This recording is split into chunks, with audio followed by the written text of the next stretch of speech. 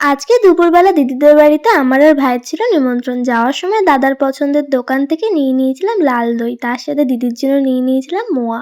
Main road ছেড়ে ধরলাম এবার গ্রামের পথ। ধান পাকার সময় হয়ে গেছে, কয়েকদিন পরেই তো ঘরে ঘরে নবান্ন। দেখো রাস্তার দুধারটা দেখতে কি সুন্দর লাগছে। এইভাবে সুন্দর প্রকৃতির দৃশ্য দেখতে দেখতে আমরা পৌঁছে গেলাম দিদি বাড়িতে। দিদি বাড়িতে যাওয়ার পরে ননায়ের বায়না হলো মামার গাড়িতে চাপবে, তাই দেখো দৌড়ে চলে এলো। আসার সময় ননাই আর দিদির জন্য নিয়ে এসেছিলাম একটা করে লিচি ডিং। দেখো এখন কিরম আয়েশ করে খাচ্ছে। মেসোমশাই ওকে রাগানোর জন্য একবার হাত থেকে নিয়ে নিয়েছিল। মনের আনন্দে দুই ভাই বোন চান করছে আর আমরা বসে বসে মজা দেখছি। এরপর দিদি দিয়েছিল কষা মাংস, আমরা সবাই সেটাই বসে খাচ্ছিলাম। আজকে আমাদের সাথে ননাইও যোগদান করেছে।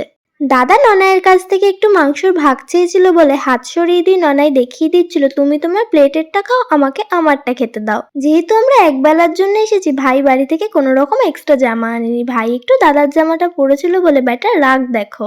সবাইকে ডেকে ডেকে আবার নালিশ করছে, হিংসুটে বুড়ো একটা। আশা থেকে অনেক কাণ্ড কারখানা দেখা হয়েছে, চলো এবার খাওয়া দাওয়া করা যাক।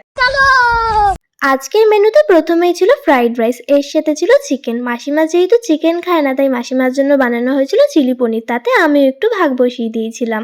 এর সাথেই ছিল দাদার হাতে বানানো রায়তা আর তার সাথে লাল দই। A few moments later.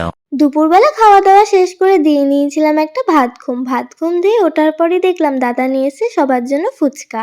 এর কিছুক্ষণ পরেই দিদির আবদারে বানাতে বসেছিলাম এয়ার ফ্রায়ারে চিকেন ফ্রাই। যদিও এয়ার ফ্রায়ারে তেলের প্রয়োজন হয় না, যেহেতু এটা চিকেন তাই সামান্য একটু তেল দিয়ে দিয়েছিলাম।